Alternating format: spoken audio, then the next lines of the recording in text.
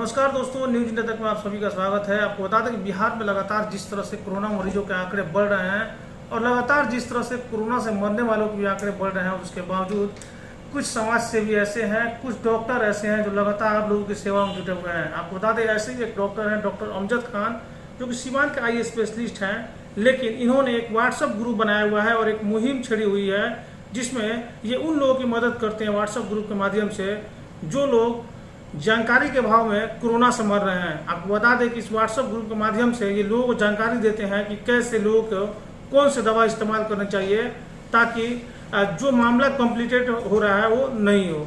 तो हमारे साथ इस समय डॉक्टर अमजद खान जी मौजूद हैं। बहुत बहुत स्वागत है सर आपका हमारे चैनल पे। जी शुक्रिया सर, आप लोग एक व्हाट्सएप ग्रुप चला रहे हैं, पहले हम उसके बारे में जानना चाहेंगे कि ये व्हाट्सएप ग्रुप आपने कैसे क्रिएट किया, क्यों आपको ये ख्याल आया? देखिए, एक हमारे बहुत नज़दीकी आदमी दोस्त थे डॉक्टर वाहिद अयूबी, मेरे जूनियर भी थे।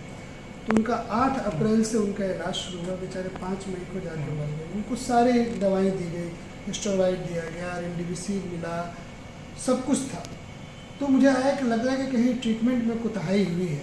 ठीक है, तो क्यों नहीं एक ऐसा ग्रुप बनाया जाए जिसमें एक्सपर्ट डॉक्टर हो, तो सारे डॉक्टर्स बिजी हैं और सही सलाह लोगों को दी जाए। क्योंकि इस वायरस की, इस बीमारी के 3 स्टेजेस होते हैं। तो किस स्टेज में कौन सी दवा चाहिए, इसको देखते हुए मेदांता हॉस्पिटल के डॉक्टर बिलाल बिन आसफ, जो वहाँ के रोबोटिक सर्जन है चेस्ट के, उनसे मेरे दोस्त भी, उनसे कंसेंट लिया तो वो बेचारे एग्री हो गए। और डॉक्टर सबा सिद्दीकी, जो रायपुर एम्स के एसोसिएट डायरेक्टर हैं, प्रोफेसर हैं और जो कोरोना के पेशेंट के स्पेशलिस्ट हैं, उनके 2-3 इंटरनेशनल पेपर भी छप चुके हैं, तो वो भी एग्री हो गए। उसको देखते हुए हमने और कुछ समाज सेवी लोगों के साथ मिलकर और जो हमारे पेशेंट्स कांटेक्ट में थे, एक हमने ग्रुप करीब 250 लोगों को बनाया और कहा कि आप, आपके फैमिली, आपके रिलेटिव कोई भी हो, कुछ भी सलाह लेनी चाहिए, कब हॉस्पिटलाइजेशन की ज़रूरत है, कब किस चीज़ की ज़रूरत है, अपनी रिपोर्ट्स दीजिए, कौन से जाँच कराने ज़रूरी है, किस स्टेज में। तो हमने इस तरह शुरू किया। इससे देखा काफ़ी लोगों को फ़ायदा हुआ। कोई डेली हम लोग काफ़ी मैसेज आते हैं और अल्हम्दुलिल्लाह हम उनको ट्रीट भी करते हैं। बहुत सारे पेशेंट्स घर पे भी ट्रीट होते हैं। जो सीरियस पेशेंट होते हैं उनको हम नंबर भी देते हैं, आप डायरेक्ट आप ग्रुप पे तो डाल दिया, हम फ़ोन पर भी बात कर सकते हैं। कैसे इसमें फर्स्ट और सेकंड और थर्ड स्टेज का लोगों को देखिए, जानकारी होगा? इसको बात आपको समझना चाहिए कि आपको फीवर आए, सर्दी खांसी हो, डायरिया हो, लॉस ऑफ स्मेल में सूंघने की और इसकी कैपेसिटी ख़त्म हो, वीकनेस हो, चक्कर आए, तो आप पहले दिन को पहला दिन माना जाएगा। आप मान के चलिए कि हमको कोरोना है, इसमें डरना नहीं है। अगर आप पहले दिन सतर्क हो जाइएगा तो आप बहुत अच्छे से, क्योंकि आपको पता है कि कोरोना जो है वो बहुत सारे लोगों में एसिम्टोमेटिक या माइल्ड सिम्टम देता है। तो देखने में आ रहा है कि गलत ट्रीटमेंट, घबराने से और गलत दवाइयों की वजह से भी जो बीमारी पहले स्टेज में ठीक हो जाती है, कॉम्प्लिकेशन नहीं हो तो कॉम्प्लिकेशन हो जा रहा है। तो एक चीज़ समझ लीजिए, अगर आपको ये सब हो तो एक एंटीबायोटिक ले लीजिए, एजिथ्रोमाइसिन या डॉक्सीसाइक्लिन, साथ में विटामिन ले लीजिए, विटामिन सी है, जिंकोविट है, विटामिन डी वगैरह है। एक सर्दी उर्दी है तो एनर्जी की दवा ले लीजिए, लिवोसिट्राजिन वगैरह। और साथ में आप एक कीड़े की दवा आती है, बहुत कॉमन है, आइवरमेक्टिन के नाम से आती है। ठीक है, अगर यंग है आप तो अडल्ट है तो 12 mg 3 दिन तक खा लीजिए। इन दवाओं से कोई आपको नुकसान होना नहीं है। अगर आपको कोरोना नहीं भी हुआ तो सर्दी खांसी भी ठीक हो जाएगी, एंटीबायोटिक खा लीजिएगा तो वो भी ठीक हो जाएगा। कीड़े की दवा से अगर पेट में कोई कीड़ा होगा तो मर जाएगा। अगर कोरोना हो तो दवाएं आपको फ़ायदा करेंगी उसमें। लेकिन जो सबसे इम्पोर्टेंट है, शुरू के 6 दिन के अंदर आपको स्टेरॉइड नहीं लेना है, नहीं लेना। इसको दिमाग में रख लीजिए, क्योंकि अगर आप स्टेरॉइड लीजिएगा शुरू के 6-7 दिन, कोई डॉक्टर तो आपको देगा नहीं, क्वैक दे सकता है या लोग खुद से ले सकते हैं। तो उस दौरान वायरस आपके बॉडी में ग्रो करता है, रिप्लिकेट करता है। तो आप स्टेरॉइड लीजिएगा, आपकी इम्यूनिटी कंप्रोमाइज़ होगी। जो बीमारी 6 दिन बाद खुद ब खुद ठीक होने वाली थी, वो स्टेरॉइड की वजह से सेकेंड स्टेज में खुद ब खुद चली जाएगी। ये बात समझो, स्टेरॉइड ले रहे हैं क्या है? मतलब बहुत से लोग ले रहे हैं, पहले ही दिन से सारी दवाएं शुरू कर दे रहे हैं। ये घातक है, ये बहुत घातक है। और आपको कुछ लोग बहुत सारे जांच करा दे रहे हैं, पेशेंट्स भी गरीब होते, बहुत ज़्यादा जांच नहीं कराते। शुरू के अगर 6 दिन में आपको सिम्टम्स आए तो एक अगर सहूलत है तो आप एक कोरोना का जांच करा लीजिए, RT-PCR कर लीजिए, ज़्यादा बेहतर है। अगर नहीं, लेट से रिपोर्ट आने का डर है तो एंटीजन भी करा सकते हैं। एक सीबीसी करा लीजिए, यानी कंप्लीट ब्लड काउंट, ये first हेमोग्लोबिन, stage में। जी हेमोग्लोबिन, ये टीएलसी डीएलसी कितना बॉडी में इन्फेक्शन है कि नहीं। और एक जांच इंपॉर्टेंट है फर्स्ट स्टेज में, जिसको सीआरपी बोलते हैं, सी रिएक्टिव प्रोटीन। ये बताएगा कि बॉडी में इन्फ्लेमेशन है कि नहीं। अगर फर्स्ट स्टेज के अंदर आपका सीआरपी नॉर्मल है, माइल्डली थोड़ा सा बढ़ा है, इसका मतलब क्या है कि बीमारी जल्दी मतलब सेकेंड स्टेज में नहीं जाएगी, ठीक हो जाएगी। अगर सीआरपी बढ़ा हुआ है बहुत ज़्यादा या माइल्डली बढ़ा हुआ है 40-40 इतना है, तो इसका मतलब है कि आपके लंग्स आपका इन्वॉल्व हो सकता है, आपको सतर्क हो जाए। अच्छा। अब शुरू होता है, तो जिसका सीआरपी, अब सबको एचआरसीटी टेस्ट नहीं कराना है। बीमारी सेकेंड स्टेज में 6-7वें दिन घुसती है, भले फीवर ठीक हो सकता है, लेकिन क्या होगा कि सेकेंड स्टेज में बीमारी घुसेगी। तो जिनका फर्स्ट स्टेज में सीआरपी बढ़ा होगा, उनको 6 या 7वें दिन एचआरसीटी टेस्ट कराना पड़ेगा, यानी चेस्ट का सीटी स्कैन। अब उसको भी स्कोरिंग है। फॉर एग्जांपल अगर 8 से कम आपका स्कोर आ रहा है, तो ये 25 में स्कोर दिया जाता है, इसका मतलब आपका बीमारी बहुत माइल्ड है, घर पे भी इलाज से ठीक हो सकता है। अगर आपका मॉडरेट है, माने 9 से 15 या 17 तक है, तो इसको हम लोग मॉडरेट स्कोर बोलते हैं। इसमें आपको थोड़ा हॉस्पिटल एडमिशन या बहुत केयरफुल वॉच की जरूरत है। ऑक्सीजन वगैरह, हाँ, नहीं ऑक्सीजन जो सैचुरेशन कम होगा, ये तो सबको, मैं उस पर अपना टाइम वेस्ट नहीं करना चाह रहा हूँ कि 90 से ज़्यादा होना चाहिए, 2-2 घंटे पे चेक करना, ये तो सब लोग आम जान चुके हैं। तो अब इसको समझिए आप, अगर आपका सीवियर स्टेज में 15 या 17 से ज़्यादा है, तो इसका मतलब है कि आपको हॉस्पिटल एडमिशन बहुत जरूरी है, क्योंकि आपका अभी ऑक्सीजन सैचुरेशन ठीक है, लेकिन 1-2 दिन में डीप कर सकता है। स्कोर समझ लीजिए कि जैसे मान लीजिए ये 25 में हम लोग स्कोर देते हैं, अगर आपका स्कोर 8 है तो उसको इंटू 4 कर दीजिए, यानी कि 32% लंग का इन्वॉल्वमेंट है। स्कोर 15 है आपका, यानी कि 60% लंग्स इन्वॉल्व है, लोब्स, एक रफ आइडिया। तो ये इन्फ्लेमेशन होता है लंग्स का। तो सेकेंड स्टेज में या तो स्कोर आपका माइल्ड हो, मॉडरेट हो, सीवियर हो, इवन अगर 5वीं स्कोर है, स्टेरॉइड शुरू करना है, स्टेरॉइड सेकेंड स्टेज में लेना है, जरूर लेना है। अगर सेकेंड स्टेज में लंग्स के इन्वॉल्वमेंट नहीं है, फीवर ओवर नहीं आ रहा है, स्टेरॉइड की कोई जरूरत नहीं, आपकी बीमारी हुई विटामिन वगैरह वो खाते रहिए, खुद से 2 से 3 हफ्ते में। तो सब मिला जुला के स्टेरॉइड से बचने की कोशिश करना है ज़्यादा। ऐसा करें, स्टेरॉइड तो लाइफ सेविंग, देखिए आप समझिए, फर्स्ट स्टेज में बचना है, सेकेंड स्टेज में तो स्टेरॉइड लेना ही है। अब स्टेरॉइड जो है ये 2 धारी तलवार है। अच्छा जी। आप खुद से नहीं ले सकते, क्वैक्स आपको नहीं दे सकते, स्टेरॉइड डॉक्टर ही देगा।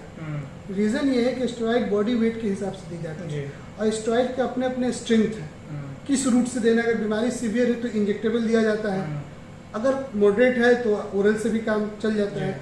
अब स्टेरॉइड जो है ये आपको, जैसे मिथाइल प्रेडनिसोलोन हो गया, प्रेडनिसोलोन हो गया, डिफ्लिजाकोट हो गया, और भी हैं दवाएं, तो ये डॉक्टर आपको डिसाइड करेगा। क्योंकि स्टेरॉइड को मैंने 2 धारी तलवार इसलिए कहा कि स्टेरॉइड जो अपने साथ बेनिफिट लेके आता है, साथ में रिस्क भी होता है। जैसे कॉमन रिस्क फैक्टर है इसका कि बीपी और शुगर करेगा, शुगर भी मॉनिटर करेगा। ये देखा गया है कि यंग लोग जो पहले से डायबिटिक नहीं है, तो उनको भी शुगर बढ़ जा रहा है, काफ़ी 400 600 शुगर हो जा रहा है स्टेरॉइड की वजह से, तो डॉक्टर उसको मॉनिटर करेगा। मैं आपको आगे बताऊंगा कि इसके शुगर बढ़ने के क्या नुकसान हैं। और अगर डायबिटिक पेशेंट भी है, अगर उसको भी स्टेरॉइड की ज़रूरत है, तो कुछ स्टेरॉइड डायबिटिक में सेफ होते हैं, या फिर उसका इंसुलिन दे के डॉक्टर उसको शुगर मेंटेन करके स्टेरॉइड देता है। तो इसलिए स्टेरॉइड हमेशा डॉक्टर की सलाह से लेंगे, ये डॉक्टर की सलाह से ही काम करना है। जी सर ये तो बता दिया आप कैसे बचें, लेकिन एक बेहद ही अहम सवाल हम जानना चाहते हैं। कोरोना के बाद कई सारे ऐसे लोग हैं जो देखा जा रहा है बिल्कुल यंग हैं, फिर भी डेथ कर जा रहे हैं, कई सारे लोग हैं जो रिकवर हो जा रहे हैं, तो कहाँ कमी आ रही है सर? जी देखिए, हम जैसे मैंने आपको बताया कि फर्स्ट स्टेज का जांच बता दिया, सेकेंड स्टेज में आपको एचआरसीटी टेस्ट के साथ आपको एक डी डाइमर होता है, वो कराना है। फिर सीआरपी रिपीट करना है कि इन्फ्लेमेशन बढ़ रहा है कि घट रहा है। और तीसरा फेरिटीन, तो ये सीआरपी और फेरिटीन होती है, दोनों बॉडी के इन्फ्लेमेशन को बताता है कि बॉडी में इन्फ्लेमेशन है कि नहीं, स्टेरॉइड कितना चलना चाहिए, हॉस्पिटल एडमिशन की ज़रूरत है कि नहीं। अब जो डी डाइमर है ये बताता है कि बॉडी के अंदर खून जो है मोटा, मतलब हीमो कंसंट्रेशन हो रहा है कि नहीं, जिससे आपको ब्रेन हेमरेज और फालिस मारना, क्लॉटिंग के चांसेस हो जाते हैं। तो इसमें आपको डॉक्टर खुद ऐड करेगा, या तो जो ब्लड थिनिंग एजेंट्स होते हैं, तो इसमें भी अगर आप ले रहे हैं तो डॉक्टर देखेगा कि भाई कब तक चलना है, कब तक नहीं चलना है। तो आपका जो सवाल है कि ये लोग मर क्यों रहे हैं, तो उसके 2-3 रीज़न हैं। पहला तो रीज़न ये है कि बहुत सारे लोग कोविड के सेकेंड स्टेज में डेथ इसलिए कर रहे हैं कि शुरू से उनको स्टेरॉइड चल चुका है, वायरस ऑलरेडी बॉडी में बहुत ज़्यादा कॉम्प्लिकेट हो गया है, और जब लंग्स इन्वॉल्व करता है वायरस, तो एक हाइपोक्सिया होता है। हाइपोक्सिया का मतलब होता है कि जब बॉडी के दूसरे दूसरे ऑर्गन्स हैं उनमें खून की सप्लाई कम होना, तो मल्टीपल ऑर्गन फेल्योर की वजह से भी डेथ होती है। दूसरा रीज़न ये है कि जो दवाएं चल रही हैं आपको सेकेंड स्टेज में, उस दवा की अपनी कॉम्प्लिकेशन है, अगर उसको नहीं मॉनिटर किया गया तो उस दवा के साइड इफ़ेक्ट से भी एक्यूट रीनल फेल्यूर की वजह से और बहुत ज़्यादा शुगर बढ़ जाने की वजह से भी पेशेंट्स की डेथ हो रही है, इम्यूनिटी कंप्रोमाइज हो रही है। और तीसरा जो है, जो पोस्ट कोविड डेथ हो रहा है, उसमें जो हमने अपने कोगुलेशन में बताया कि ब्लड मोटा हो जाना, स्ट्रोक से, हार्ट अटैक से, इन चीज़ों से भी डेथ हो रही है। तो कहने का मतलब ये है कि अगर आपने सही वक्त पे डिसाइड कर लिया कि हमको कब इलाज शुरू कराना है और आपको सही ट्रीटमेंट मिला, अच्छी मॉनिटरिंग हुई, सब कुछ, तो आपको मतलब जो है कि बचने के चांसेस बहुत ज़्यादा हैं और जल्दी रिकवरी के भी चांसेस हैं। डॉक्टर साहब, वैक्सीन को लेके क्या कुछ कहेंगे, क्योंकि आपके कहने पर बहुत सारे लोग वैक्सीन ले रहे हैं और लगातार आप लोगों को समझा भी रहे हैं कि वैक्सीन लेना जरूरी है। थोड़ा सा हम चाहेंगे कि आप दर्शकों को बताएं वैक्सीन क्यों इम्पोर्टेंट है अभी। देखिए, वैक्सीन जो होता है, इसको आप समझिए कि आप वैक्सीन लगा लीजिए तो ज़रूरी नहीं है कि आपको कोरोना नहीं हो, कोरोना फिर भी आपको हो सकता है। लेकिन वैक्सीन क्या करेगा कि आपको लंग्स के इन्वॉल्वमेंट कम करता है, क्योंकि ऑलरेडी बॉडीज में एंटीबॉडीज होती है। तो वैक्सीन लीजिएगा तो आपके मरने के चांसेस जो है कम हो जाएंगे, मोर्टेलिटी हो जाएगी कम। वैक्सीन आपको उस चीज़ से करेगा। बहुत सारे लोग हैं, मैं एग्जांपल दूंगा, जैसे डॉक्टर वाहिद अयूबी, ये इंतजार में थे कि फाइजर का वैक्सीन आएगा तो मैं लूँगा, इंडियन वैक्सीन नहीं लूँगा। बहुत से लोग जो डेथ हो रही है उनको वैक्सीनेटेड नहीं है, या तो अच्छे वैक्सीन के इंतजार कर रहे हैं। लेकिन आप याद रखिए, बीमारी इंतजार नहीं करेगा कि आप वैक्सीन लगवा लीजिए तभी मैं आपको दूंगा। तो आपके पास आज के डेट में जो भी वैक्सीन सामने अवेलेबल है उसको लीजिए। और इस पर मैं एक स्टडी भी कर रहा हूँ, डॉक्टर इमरान रेडियोलॉजिस्ट हैं, उनके पास जो HRCT चेस्ट हुआ है, करीब हम लोगों ने 500 लोगों का HRCT चेस्ट किया है और उसमें ये देखा है कि कितने लोग वैक्सीनेटेड थे, कितने वैक्सीनेटेड नहीं थे। वो हम जब 2 दिन में उसको देखेंगे, अभी जो हमने रफ आइडिया उस पर देखा है कि जितने लोग वैक्सीनेटेड थे उनकी डेथ नहीं हुई। जितने लोग का चेस्ट का इन्वॉल्वमेंट हुआ है, मोस्ट ऑफ द लोग वैक्सीन नहीं लिए हुए थे। तो ये जब स्टडी हमारी कंप्लीट होगी 2-3 पेपर में पब्लिश करूँगा। बहुत ज़्यादा जरूरी हो जाता है, बहुत ज़्यादा जरूरी है, वैक्सीन ही इसका बचाव का इलाज है। तो कुछ लोग अफवाह भी उड़ा रहे हैं मार्केट में वैक्सीन को लेके, तो आप अच्छे से बताएंगे, उनको क्या कहेंगे। देखिए, अफवाह तो एक लोगों में डर रहता है, तो ये हम सबका काम है कि उसको डर को वो करना। अब मान के चलिए कि साइड इफेक्ट है, हल्का सा किसी को फीवर होना, तो ये तो अच्छी बात है कि फीवर हुआ, यानी कि आपकी बॉडी की इम्यूनिटी को उजागर मतलब बढ़ा, उससे एंटीबॉडीज बनेगी, तो इससे कोई नुकसान। आप देखते हैं बच्चों को DPT का इंजेक्शन लगता है, उनको फीवर आता है, पैरासिटामोल हम लोग देते हैं। तो वैक्सीनेशन बहुत ज़रूरी है। डॉक्टर साहब, आप बहुत ही महत्वपूर्ण जानकारी दे रहे हैं और उम्मीद करते हैं कि जो लोग भी देख रहे हैं इसको ज़्यादा से ज़्यादा शेयर करेंगे ताकि और भी लोगों को जानकारी हो। लेकिन एक अहम सवाल आपसे जानना चाहेंगे, क्योंकि आप आँख के स्पेशलिस्ट डॉक्टर हैं, एक चीज़ और आ गया है, कोरोना के बाद देखा जा रहा है ब्लैक फंगस आया हुआ है। ब्लैक फंगस आखिर कैसे हो जा रही है? देखिए, म्यूकोरमाइकोसिस जो है बहुत ही डेंजरस डिजीज है और मैंने किताबों में पढ़ रखा है। मैं अपनी स्टडी लाइफ में भी 12 साल की प्रैक्टिस में मैंने कभी म्यूकोरमाइकोसिस का केस नहीं देखा था। लेकिन इस पिछले 1 हफ्ते के अंदर मैंने 3 म्यूकोरमाइकोसिस का केस देखा। एक पेशेंट तो मेरे अभी इलाज में वो ठीक भी हो गया, क्योंकि बहुत जल्दी रिपोर्ट किया था। एक पेशेंट को मैंने रेफर किया, उसकी आँख निकालनी पड़ी, फाइनली उसकी डेथ भी हो गई। तीसरा पेशेंट से मैं कॉन्टेक्ट में नहीं हूँ, उसको भी मैं बाहर ही रेफर किया था। समझिए, ये म्यूकोरमाइकोसिस होता क्यों है? एक तो वायरस की वजह से आपकी बॉडी कॉम्प्रोमाइज्ड है, ऑलरेडी इम्यूनो कॉम्प्रोमाइज्ड है।